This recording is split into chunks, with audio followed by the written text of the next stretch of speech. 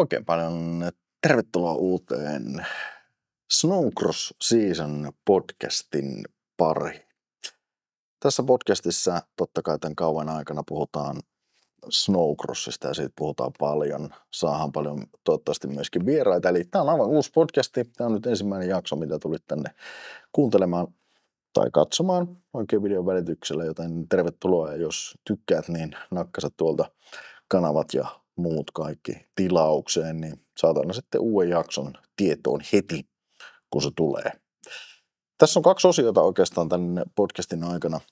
Ja normaali on totta tämä Snowcross Season itsessään, mutta myöskin meillä on Snowcross-viikko.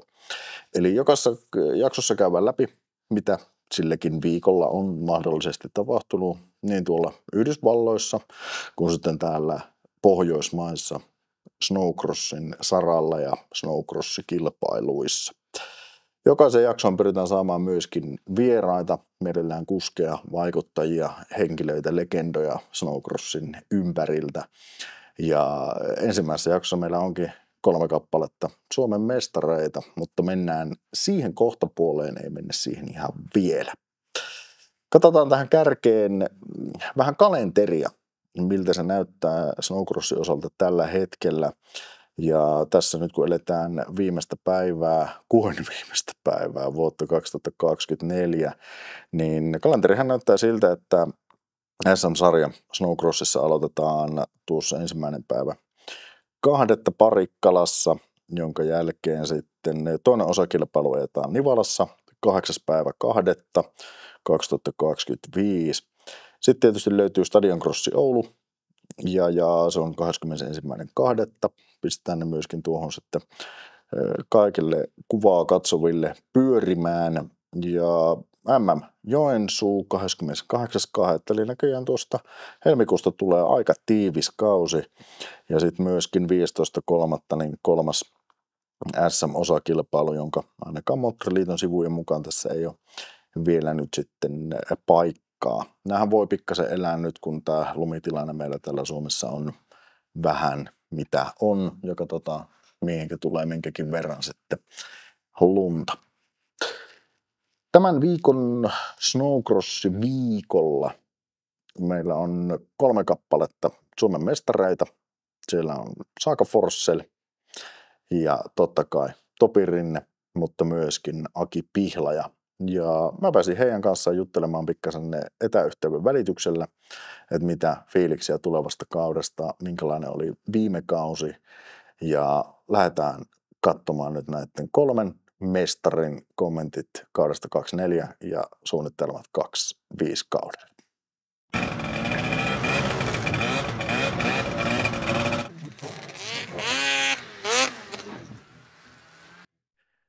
Mikä onkaan parempaa aloittaa Suomen mestareista ensimmäisessä Snowcross-viikkojaksossa, niin naiset ensin. Eli tervetuloa Suomen mestari Saga Forssell. Kiitos. Missäs päin maailmaa se oot, kun tälleen me asutaan aika lähellä samoilla kylillä, mutta kuitenkin etätouhuna pitää tehdä tällä kertaa. Niin missä se oot tällä hetkellä? No, minä olen nyt itse asiassa Rovaniemellä tällä hetkellä. Että täällä päin, kun täältä päin on helpompi lähteä reenaamaan, eikä tarvitse aina ajaa sitä hirveätä matkaa. No se on ehkä pikkasen positiivisempaa, joo. Ei tarvitse täältä Joensuun perältä aina lähteä työntää. Onko se niin kuin reenireissulla siellä vai jääkö nyt pysyvästi talveksi sitten Rovaniemelle? No, en vielä oikein osaa sanoa. Mä aina käyn täällä ja sitten mä käyn välissä kotona ja sitten mä käyn täällä aina taas uudelleen ja vähän sillain. Sillain miltä hyvältä tuntuu. Kyllä. No mutta, sulla on nyt meriittiä viime kaudelta aika paljon takana. Superliigamitalia löytyy, sitten löytyy Suomen mestaruutta ja sitten löytyy vielä MM4-paikka. Niin miten sun mielestä kausi meni 2023-2024? No, meni kyllä oikeasti yllättävän hyvin. Tai siis niin kuin yli omien odotusten, että toki paljon ajettiin viime kaudella ja paljon reissattiin ja paljon ajettiin kisoja, mutta ehkä se tuli myös itselle vähän yllätyksenä sitten, että miten pärjäs sitten loppujen lopuksi. En välttämättä olisi ehkä uskonut niin, mutta sitten toisaalta se meni ihan hyvin. Miksi et olisi uskonut ehkä siihen, että se meni noinkin kovaa?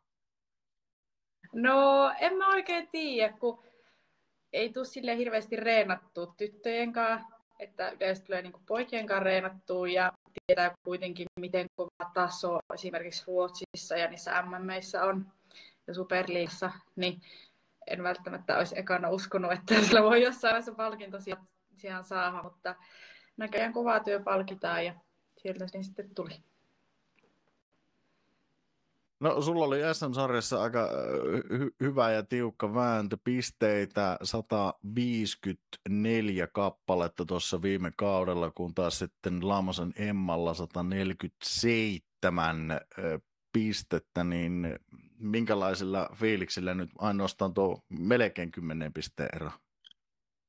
No, toki tiukka kisa, ei siinä mitään ja varsinkin itsellä se finaali, kun meni vähän penkialle sitten loppujen lopuksi, niin totta kai se vähän vieläkin harmittaa, mutta ei niille maha mitään. Et sitten Nivala SM meni kuitenkin sen verran hyvin, että sieltä sai sitä pistepottia kerrytettyä. Niin ensi kaudella toivottavasti se ero olisi isompi. Toivottavasti.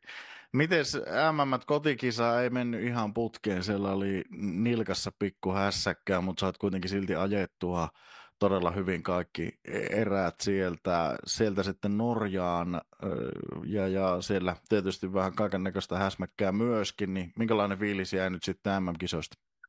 No MM-kisoista jäi ihan hyvä fiilis, että musta oli kiva ajaa silleen, että siellä oli paljon kuskeja, mutta totta kai se Joensuussa, kun vähän lennettiin mukkelis, niin siellä vähän koski nilkkaan ja sitten se kyllä vähän haittasi se nilkka sitten loppukauteen, mutta sanotaanko näin, että ei mulla siihen MM-sarjaan niin sanotusti mitään tavoitteita ollutkaan. Että tavoitteet oli, että pääsis ehjänä aina maaliin asti, mutta että se meni kyllä tosi hyvin silti, vaikka siellä vähän könytti.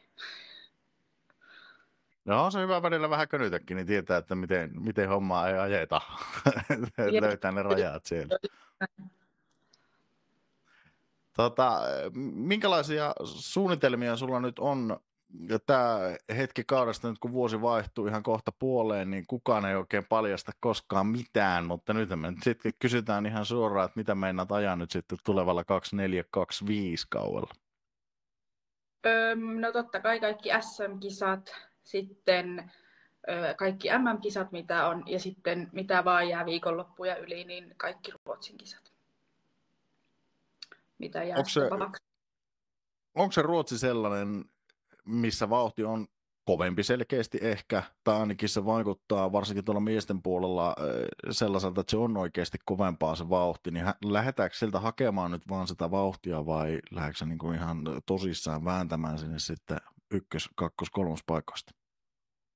No ehkä sillä tavalla niin kuin hakemaan sitä vauhtia, mutta sitten toisaalta en minä halua sinne huviksenkaan mennä ajamaan.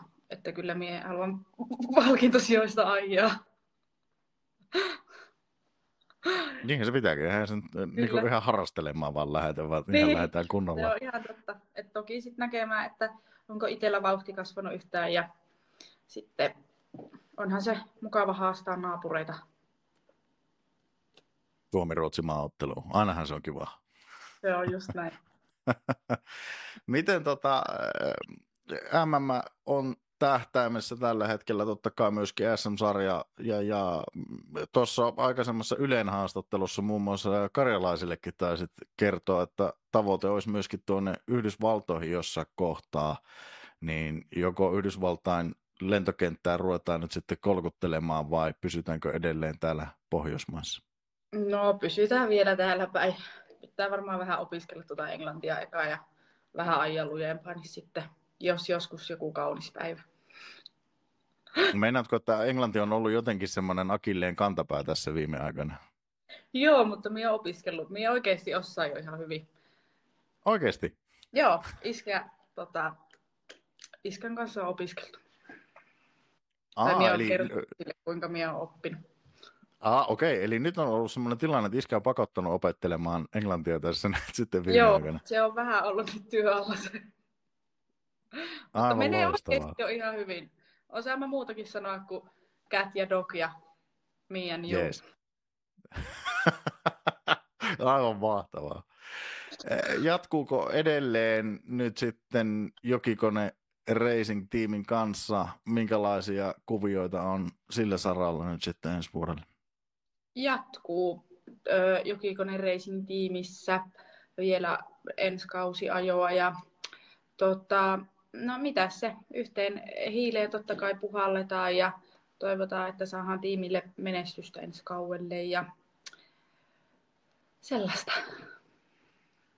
Miten sulla on mennyt tässä nyt tämän kauan treenaaminen tällä hetkellä Rovaniemellä ainakin, ja ei täällä meillä Joensuussa nyt ihan hirveästi tuota lunta ole, mutta eiköhän tännekin pääse kohta jo sitten rattaa värkkäämään, niin minkälainen reenikausi sulla on ollut tässä syystalvella?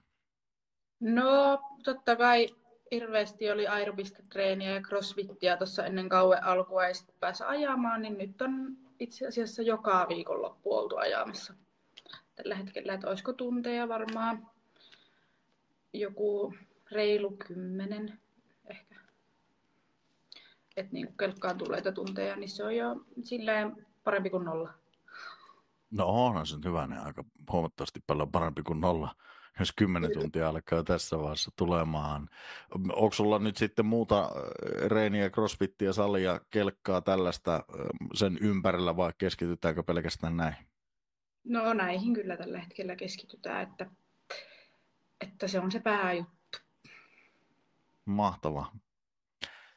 Loppuun viimeinen kysymys. Tuleeko mestaruus vuonna 2025 ja mikä on ensimmäinen kisaviikonloppu, missä nähdään hallitseva Suomen mestari? No toivottavasti se tulee, mutta sen eteen pitää ajaa, ei auta haaveilla. Ja, ekat kisat, niin minä en oikein muista, mutta ne on tammikuussa.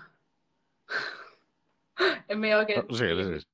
Joo, mutta ne on varmaan ne Ruotsin kisat, mitkä me mennään ekaksi ajamaan, jos nyt tapahtuu silleen, että Suomen SM-kalenterista joudutaan perumaan tai siirtämään viikonloppuja. Okei, eli ensin käy vähän ottamassa tuntumaan Ruotsista. Joo, kyllä. Elähän mitään. Kiitos Saaka tästä ja varmasti tälläkin kaavalla soitellaan uudestaan tai sitten jos satutaan olemaan samoilla kylillä jossain vaiheessa, niin me kutun sut tänne sitten ihan livenä vieraaksi. No niin, kiitos paljon, kun sain tulla.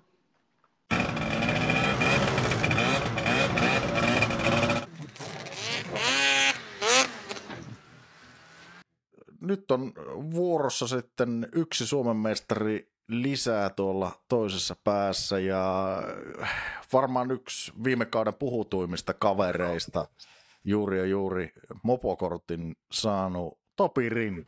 Tervetuloa. Kiitos. No, sulla on aika raju kausi takana, pelkkää tolppaa näin niin kuin kelkkatermein. Sulla on Suomen mestaruus takana, sulla on myöskin takana samalla Snowcross Superliigan mestaruus ja siihen vielä päälle Norjan mestaruus. Niin kyllä. Miltä nyt tuntuu? Sehän siistiä kyllä. Eipä sitä oikein muuten voi kuvailla. On se kyllä aika uskomattomalta kyllä tuntui silloin, kun ne viime vuonna sai voitettua. Jos kyllä ihan silloin viime kauden alussa kyllä ihan ensimmäisenä ollut mielessä kyllä minkäännäköinen mestaruus. Että meni kyllä yli tavoitteiden, voisi niin kuin sanoa viime kauden. No varmasti meni yli tavoitteiden ihan niin kuin reippaasti. Sulla oli kyllä superkausi ja sen päälle vielä tuossa joku aika sitten julkaistiin, että oot myöskin nyt sitten Lynxin tallikuljettaja seuraavalle kaudelle ja seuraavalle vuodelle, niin minkälainen fiilis tästä? Sä oot just 15-vuotias. Kyllä, olihan se kyllä helpotti aika paljon tuota ajamista, kun sai vähän muualtakin apua ja olihan se aika sekin aika uskomattoman kuuloinen sopimus, kun se silloin allekirjoitettiin. Niin kyllä paljon apua siitä. No aivan varmasti. Mitä sulle kuuluu? Miten on reenit mennyt ja mitä tulee tapahtumaan ensi kaudella? Aivan hyvää kuuluu ja ollaan hyvin saatu reenattua ja ajettuakin ollaan kohta parikymmentä tuntia saatu uusilla keleikoilla ajeltua ja niiden kanssakin on ollut vähän omanlaista tekemistä, iskarit saadaan mieluisaksi ja muutenkin päässä niin sinuiksi sen kelekan kanssa ja kyllä se nyt pikkuhiljaa alkaa olla ihan hyvällä mallin sekin puoli. Ekoita kisoja odotellaan, niin varmaan lähdetään tuonne Ruottiin ekoihin kisoihin ja viikko ennen oliko se Parikkalla, niin ensin ekoja SM:ia viikko ennen. No mitä jäi päällimmäisenä mieleen muuta kuin, että on hullu siistiä tuo viime kausi? Jäikö sieltä jotain sellaisia oppeja, mitä ehkä tällä kaudella lähdetään jatkamaan tai tekemään toisella tavalla? No en mieti, kylläpä me lähdetään kehittämään vaan mahdollisimman paljon ajamista ja vauhtia saadaan mahdollisimman nopeaksi, että pärjää sitten niin jatkossakin. Niin, en minä kyllä oikein tiedä. No, sulla on samassa Lynxi-tiimissä nyt sitten mies, jolla on vähän enemmän ikääkin, siinä samalla ehkä tuplat enemmän, ja siellä on kymmenkunta Suomen mestaruutta ja muuta, eli Pihlajan Aki. Niin minkälaista on kaverin kanssa olla nyt sitten Lynxin sarvissa? No kyllähän se on ihan siistiä olla hänen kanssa niin sanotusti samassa tallissa tai miten se nyt voisi sanoa. Ja onhan se ja vielä samassa luokassa nyt ajetaan Akin kanssa. Niin varmasti tulee olemaan kovaa haaste Aki tuolla kisaraadoilla. Ehkä vielä ei tuu vielä päässä vielä Akista ohi, mutta kovasti kyllä pitää yrittää. Aivan oikein. Sä hyppäät nyt Pro-luokkaan, Pro-liteestä. Se on aikamoinen loikka. Loppupeleissä se on vähän aggressiivista tietyllä tavallaan. Se ajotyyli myöskin siellä Pro-luokassa. Vauhti kovenee.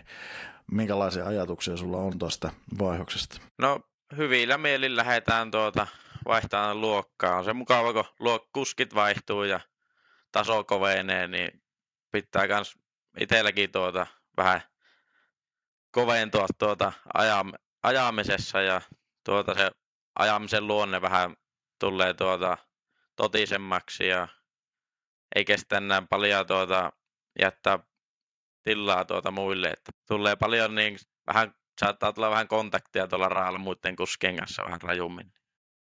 Pitää oppia siihen ja antaa samalla mitalla takaisin. Aivan oikein. Myöskin, no, jos katsotaan 4 Pro-lite-pisteitä, 315 pistettä oli sulle ja seuraavilla Jyri Pernulla, Emil Hertteenillä 125 pistettä eroa siihen, että kyllähän se nyt aika suvereenia kamaa oli. No jos mennään tuohon Pro-luokkaan, katsotaan sieltä vähän kavereita, niin no Pihlaja sanoit, että on varmasti haaste tallikaverina myöskin, mutta mitä veikkaat, ketkä siellä on ehkä nyt sitten ne kovimmat kaverit, kenen ohi on pakko päästä? No kovimmathan varmasti tulee Pesoseen Aki ja Juntuseen Aleksi ja Paheri Elias ja ne varmasti tulee olemaan nopeammat kuskit siellä kärkikahinoissa. Ainakin vahva oletus on, että ne on nopeammat kuskit siellä. Sulla jäi EM nyt välistä, ikävä kyllä viime vuonna ikä ei riittänyt EM-kisoihin. No joko se nyt sitten ensi vuonna riittää, että se päästä EM? Riittää joo, mutta me ensi vuonna ajetaan tuo MM-sarjan. Ja eli tuo ei kun mennään suoraan MM. Niin, no mitäpä sitä siis siihen EM-väliin menemään, ei sehän ole ihan turhaa käytännössä omalla tavalla. Eli se tuut ajamaan MM-sarjaa. Kyllä, joo. Ja kaikki kilpailut. Joo. Suomi, Ruotti ja Turkki. Aika raaka veto lähtee suoraan MM-sarjaan. Mistä se vauhti sulla tulee? Mistä se löytyy? No, se on varmaan, on tässä aika paljon tulee alkukaudesta ajettu, että aina ollaan ajamassa, kun ratoja vaan on ja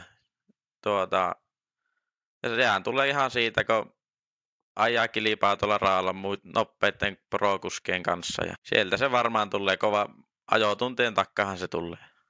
Ja kesän reenaamisia. Ja sitten kans kun mikä ja rossipyörällä kesät, niin se tukee aika paljon tätä snowcrossiakin. Niin samalla sitä kilpailemista, kun kesälläkin tulee ajettua näitä kisoja, niin pysyy se kisarytmi siinä mukana koko ajan, niin ei pääse unohtumaan niin sanotusti. Just näin. No, minkälaisia tavoitteita sulla on tulevalle kaudelle? En kyllä vielä oikein tiedä. Että sitten ekojen kisojen jälkeen helppo asettaa hyvät tavoitteet, mutta lähdetään nyt SM:ssä tavoittelemaan sitä päätöspisteessä top 5, sinne pyritään. Ja ennen kaikkea ehjää kautta. Joo, ja ehjää kautta ehdottomasti. Meinaatko sä käydä Ruotsin puolella ajamassa nyt sitten enemmänkin, vai keskitytäänkö nyt MM- ja SM-sarja? Joo, kyllä me keskitytään MM ja SM, että ei varmaan Ruotsissa tulla ajamaan, kun se ehkä se eka kisa. Ja jos nyt sattuu, että tekee mieliä aikaa, niin voihan sitä sitten käydä ajamassa. Niin sielläkin yhden kisaa lisää. Niin. Ja tietenkin Stadion Crossihan me ajetaan myös. Ja sekin on ihan mielenkiintoista, se eka kisa siellä Ruotsissa, niin näkee vähän, että onko niistä piikeistä siellä pojilla hyötyä vai eikö ole. Me ei laiteta piikkejä paikalleen. Okei. No sehän nähdään sitten ensimmäisen kisan jälkeen, tuliko siitä hyötyä vai eikö siitä ollut. Niin. Ja eihän siinä kuule, Topi, mitään, me päästään sut jatkaa hommia eteenpäin ja reenejä totta kai. Ja soitellaanpa tuossa kuule aina kisojen jälkeen myöskin samanlainen puhelu ja kysellään vähän kisafiiliksiä tässä tämän kauen aikana. Ja loppuun vielä, minkälaisella porukalla meinaatte kiertää? No, meillähän on iskä ja äiti ja Huuko ja Huukon mekaanikko ja 2 koiraa. Niin sillä poppoilla me lähdetään kiertämään nuo kisat. Just näin. Vieläkö toinen rinne jääpi taakse? Selän taakse. Vieläkö muut jääpi selän taakse? Sun veljeseksi aja myöskin. Niin Ai Huuko, joo. Joo, vieläkö se jääpi selän taakse? No, kyllä se. Ainakin toivottavasti vielä pysyy takana. Huukohan ajaa ensi vuonna sitä Pro-lightia, niin me ollaan eri luokassa nyt. Niin. Ai niin, no sehän tasoittaa tietysti tilannetta vähän se edes. Sitä ei huomaa niin, jos se ajaakin kovempaa. Just näin. Hei, loistavaa. Kiitos Topi tuhannesti ja ollaan kisojen myötä nyt sitten uudestaan kanssa vielä yhteydessä. Kyllä, kiitos.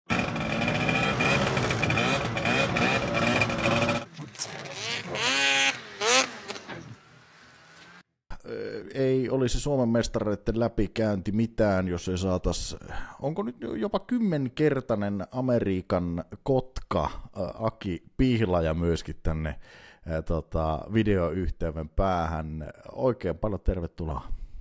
Kiitoksia. Kyllä se varmaan on semmoinen 10. Toki en muista, että oliko siihen otettu noita viime vuoden mestaruuksia jo mukaan, mutta joskus ne piti laskea, niin olisikohan 9 ollut ennen viime kautta, mutta nythän niitä on sitten jo enemmän. No tuossa katoinkin sun track recordia, että World Champion, no sieltä löytyy 4 hopeeta ja pronssi ainakin, sitten tuolta Amerikan ihmemaasta Pro Elite 2016-17 mestari, yli 10 kultaa, mitalleja Suomesta nyt on sitten niin kuin todella paljon, ja 2003 vuodesta sä oot ajanut kilpaa, niin onhan tämä nyt ihan jäätävä tämä track record. Onko tämä nyt tällä hetkellä, onko Suomessa toista kaveria, kellä olisi enemmän? En kyllä osaa sanoa, kai sitä nyt vähän eri tavalla arvostetaan noita eri mestaruuksia, mutta Haikosen Tonilla on Amerikan pääsarjan mestaruuksia ja Tapio Jannella on vähän enemmän maailmanmestaruuksia ja joitakin on Euroopan mestaruuksia enemmän, mutta onhan tullut vuosien varrella kerättyä noita mitalleita sitten. No ihan pari mitallia ja tuoreempana nyt varsinkin nyt sitten, no tietysti Suomen mestaruus.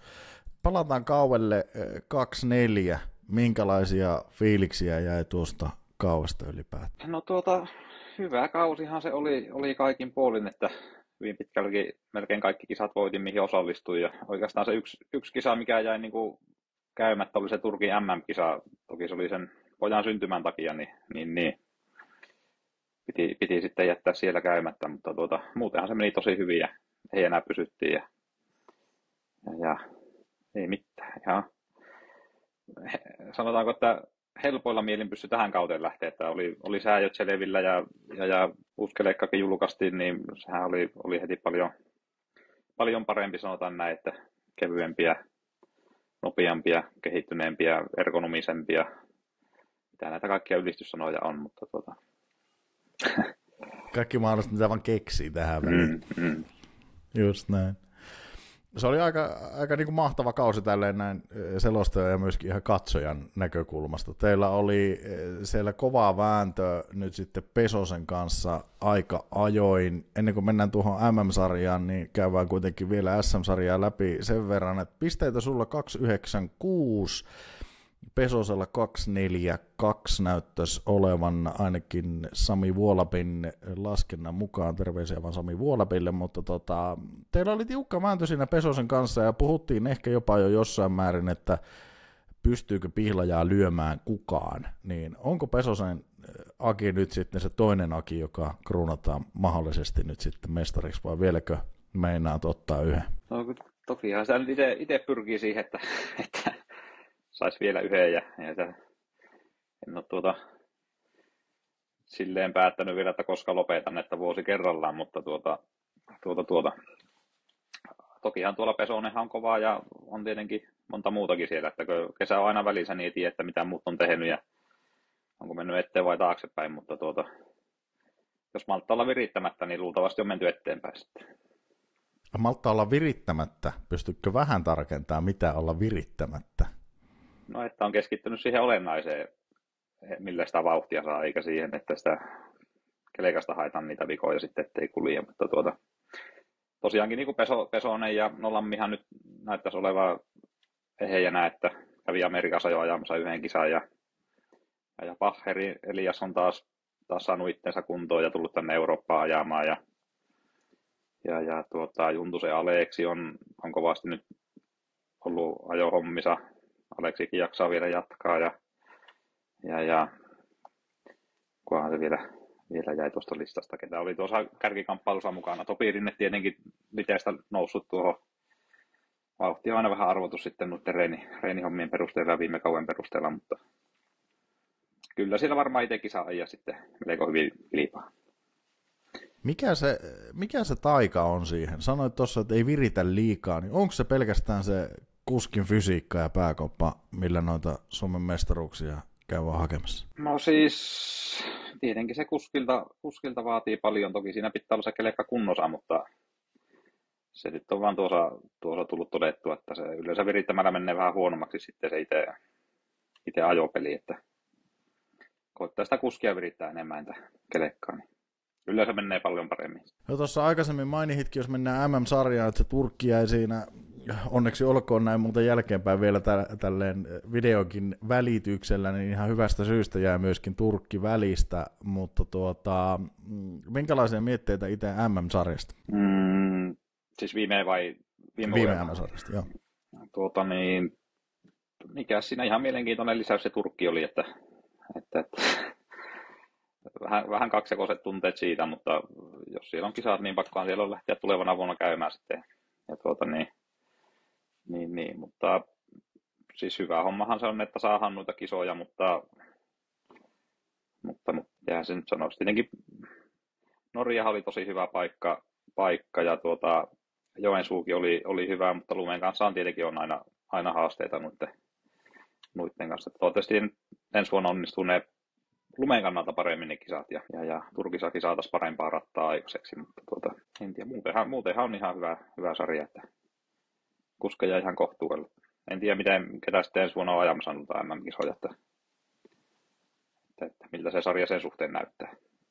No kuskilistaahan ei ole vielä tosissaan julkaistu MM-sarjan osalta. Suomalaiskuskeja tietysti on nyt varmaan jo jonkun verran. Sieltä ainakin Lammin Miika on nähtävästi nyt sitten MM-sarjaa ajamassa ja voidaan olettaa tässä, että sinäkin olet MM-sarjaa tällä hetkellä nyt sitten ainakin lähdössä ajamaan. Ajaksa nyt tällä kaudella sitten SM-sarjan kuitenkin kokonaisuudessaan? Kyllä, joo. Ja siihen päälle. Miten nyt, sä oot kuitenkin aika monta vuotta ajanut myöskin Amerikassa, niin vieläkö se kutkuttaa sinne lähteä tai onko sieltä kyselty tai muuta vastaavaa? No ei nyt silleen kauheana kutkuta enää, että kyllä se pahin kutkutus on mennyt ohi. Että nyt on varsinkin viime kauden perusteella, niin kisat oli semmoisia, siinäkin vähän lumisia ja ajettiin enimmäkseen kuralla, niin ei silleen yhtään harmittanut, että saa täällä Suomessa ajella, mutta tokihan nuo perhe on sen verran jo kasvanut, että ei niinku senkaan takia haluta sinne lähteä, että kyllä se kilva ajo niinkin siellä Amerikassa on ihan semmoinen, että tietenkin kiinnostaa, mutta että ei se, että kun täälläkin saa ajaa kilpaa, niin se nyt on se ja sama, että ajako täällä vai siellä. Enemmän missä on sitten perheen kanssa täällä kuitenkin viettää myös aikaa. Että se on se arkielämä siellä Amerikassa niin tylsää, että kyllä se perhe menee eilen. Minkälaista se on? Nyt tällä hetkellä ainakin Topi Posti siellä on ja myöskin Komulainen on siellä Yhdysvalloissa, niin minkälaista se elämä siellä nyt sitten on? Sulla on kokemusta 6 vuoden ajalta ainakin. No hyvin pitkälti aika tylsäähän on, että sehän on sitä, että silloin kun on treenipäivät, niin käydään ajotreeniä tekemässä ja muutenhan sitä pyöritellään sitten peukaloita kotosalla ja enintään käydään kuntosalilla. Että ei siellä oikein ole semmoista normaalia ajanvietettä, mitä täällä on. Että kun ei ole sitten niinku siellä kauheana kavereita eikä semmoisia paikkoja, mihin mennä. Itsellä tietenkin se pelasti, että oli Ossi mukana silloin pitkän aikaa, että pystyi kuitenkin, että oli suomalainen kaveri siinä ja pystyi sen kanssa touhuilemaan ja viettää aikaa, mutta sitten taas kun se viimeinen vuosi oli, että siellä ei ollut ketään siis Postin Topi ja Sovela Aapohan oli mukana, mutta ja se tietenkin pelasti myös siinä, mutta kyllä siellä yleensä, kun sinne menee nämä ulkomaalaiset, niin ne on vähän sitten ihmeessä, että tämä on aika tylsää tämä normaali. Onko tämä amerikkalaisuus näin tylsää? Mikä tässä on? Niin, yleensä sitä asutaan sitten semmoisia paikoissa, että ei siellä ole oikein mitään erikoista, että se on sen kelekkailun ympärillä pyörii se homma. Ja ruokakin siellä on sitten niin erikoista, että ei kyllä, itse kun siellä kauan oli, niin sitä oli jotenkin niin pöhönänsä, että luomu siellä on aika hankalasti saatavilla. Ja se Amerikan ruoka on sitten, vaikka se niin kuin päälle päin samalta näyttää, niin kyllä ne kanapihvikki tai kanafilet, niin kyllä niissä oli aivan eri ravintoaineet, mitä oli pumpattu täyteen kaikenlaista lisäainetta. Yllättäen. Ettei se eikä välttämättä sille, että jos halutaan niin kuin täysin terveellisesti elää urheilijana, niin siihen nähdään ehkä ole se paras paikka varmaan. No ei ole. Ei. Toki sekin onnistuu, mutta siellähän luomu on tosi kollista ja sitten hankalasti saatavilla. Sitä ihan joka kaupasta löytyy. Ei välttämättä, jos on joku pikkukylä, niin sitä ei ole saatavilla ollenkaan. Okei. Aika hämmentävää. Kaikenlaisia tuommoisia. Ja tietenkin kun se perhe on täällä kotona, niin lapset on niin nuoria, ne kuitenkin ymmärtää niiden kanssa on mukava touhuta, niin ei niitä haluta sitten jättää talveksi tuonne. Eikä kyllä haluta vielä sinnekään, että ei sillä ole oikein, ei silleen sattunut silmään mitään leikkipaikkoja tai semmoista, että voisi touhuta. Ja sitten jos haluat lenkillä käydä, kun ei siellä ole niin jalkakäytäviä tai pyöräteitä, ja juokset siellä, mikä se nyt on, highway, vähän niin kuin vähän tuommoinen leveämpi kaksikaistainen tie, niin siellä juokset sitten autoja ja rekkojahan siellä kulkee aika hyvin. Monta tuommoista pikkuasiaa, mihin on täällä niin tottunut helpolle. Asiat on pikkusen paremmin Rovaniemellä. Joo. Paikallinen saunakin oli, niin siellä porukka istui tennarit jalassa ja vaatteet päälle. Ja sanomalehteä oli ihmeessään, kun heitti löylyä kiukalle. On se ihme maa, ei voi muuta sanoa kyllä tähän. Tähän kohtaan. Se voi olla. Kulttuurisokki molemmin puolin. No juuri näin. No. Minkälaisella kuviolla nyt sitten ajetaan tässä tulevalla kaudella? Miten sulla on muuten syystalven reenit mennyt ennen kuin päästään nyt sitten katsoa tulevaisuuteen? No siis reenithän on mennyt tosi hyvin, että tosi hyvin saanut reenattua. Ja toki kun itse kävin viime talven aikana kävin sen valmentajakoulunkin, niin toki on niin kuin itseäni valmentanut jo 3 vuotta nyt. Niin siinä pystynyt sitten omaa osaamista kehittämään ja saanut muitakin valmennettavia siihen mukaan.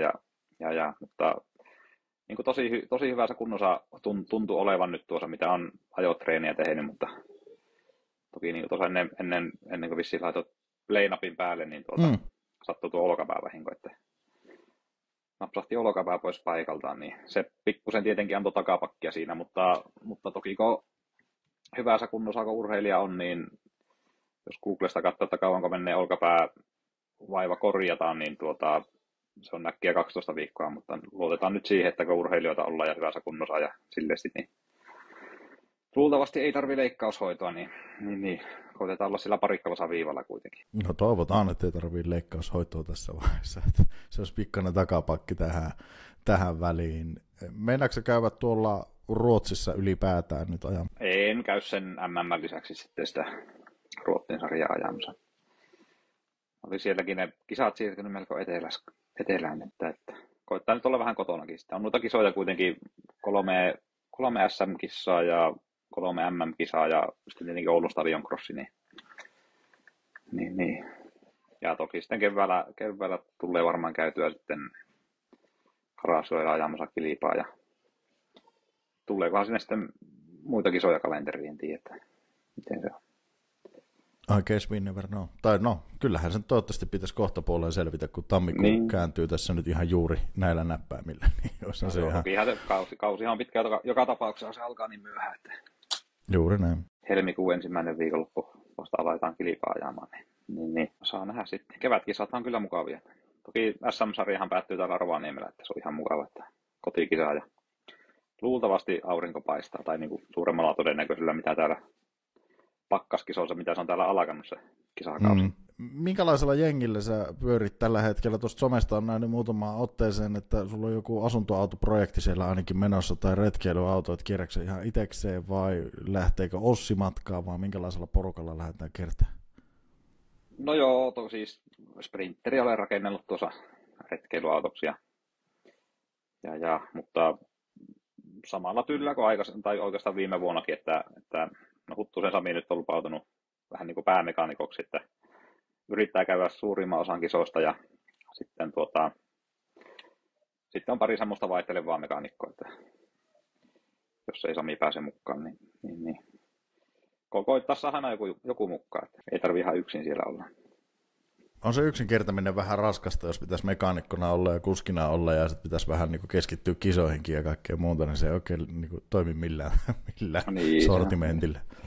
Tahtaa olla, kun tuota ikää tulee, niin alkaa kaverikin olla siinä tilanteessa, että on hankala päästä kotoa pois.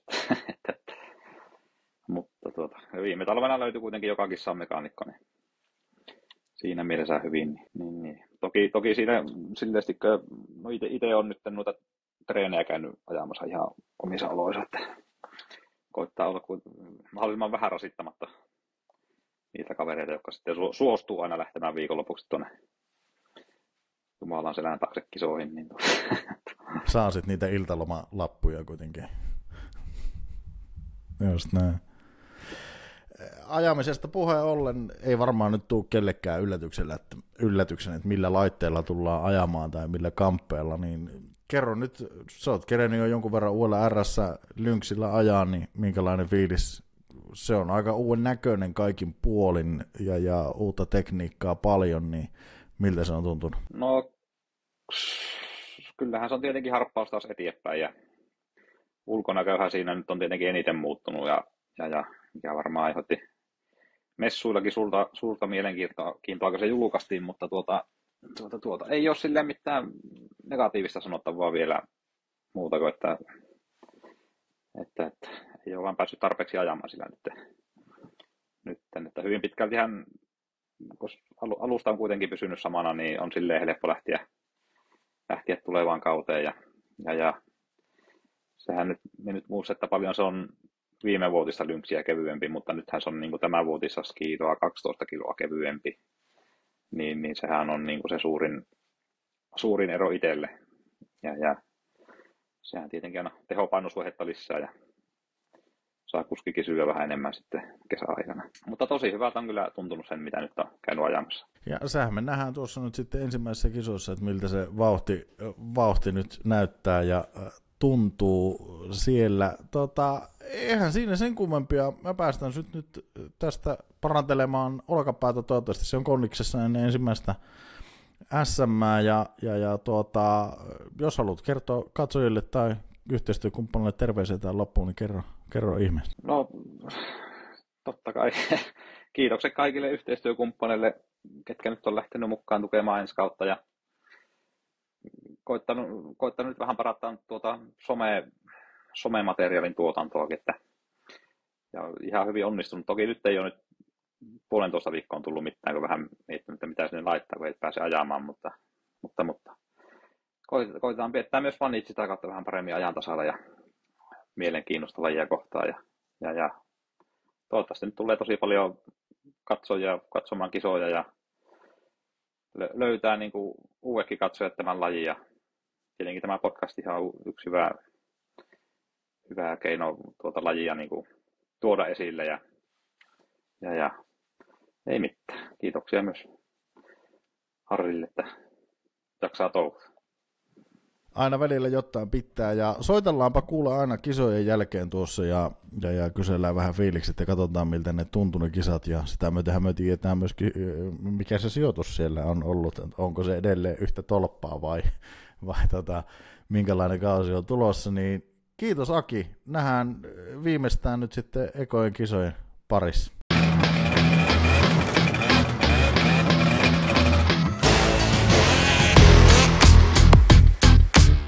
Siinä oli moninaisia mietteitä menneestä kaudesta ja myöskin tulevasta kaudesta. Ja tällä hetkellähän myös tuolla Amerikan Yhdysvalloissa meillä on 3 kappaletta kuskeja ollut tänä vuonna.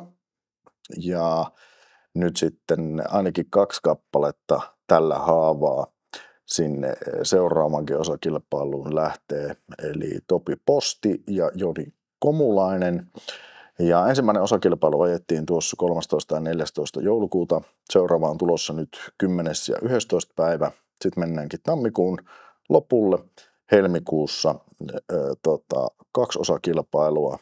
Maaliskuussa näköjään 2 osakilpailua ja viimeinen on sitten siellä huhtikuussa. Eli mielenkiintoinen jenkkikausikin on tulossa. Seurataan sitä myöskin tämän podcastin aikana Snowcross-viikoilla ja koitetaan saada Topi ja myöskin Komulainen tuolta nyt sitten puhelimen yhteyden tai jonkun videoyhteyden päähän, että saataisiin heiltä myöskin kommentteja aina noiden kisojen jälkeen.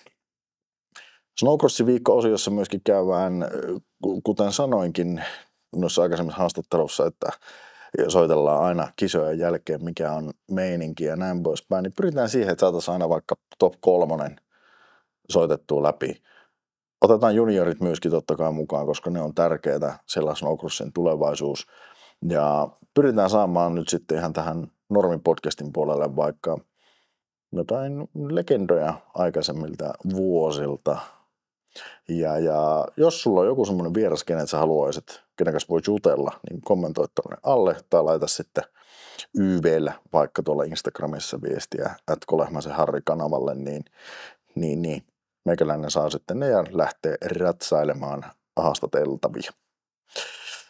Mutta eihän siinä mitään. Tällainen oli ensimmäinen podcasti ja ensimmäinen jakso. Toivottavasti tykkäsit. Muista tilata kanava. Kannattaa myöskin tilata täällä Spotifyn puolella tai tuolla Apple Podcasteissa.